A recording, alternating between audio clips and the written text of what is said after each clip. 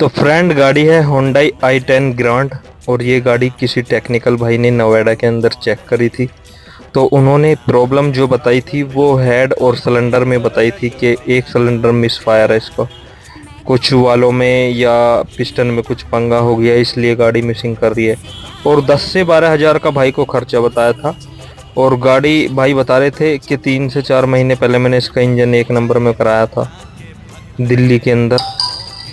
और गाड़ी आई है फ्रेंड अब क्रॉसिंग के अंदर कार केयर पॉइंट जुनेद मिस्त्री के पास।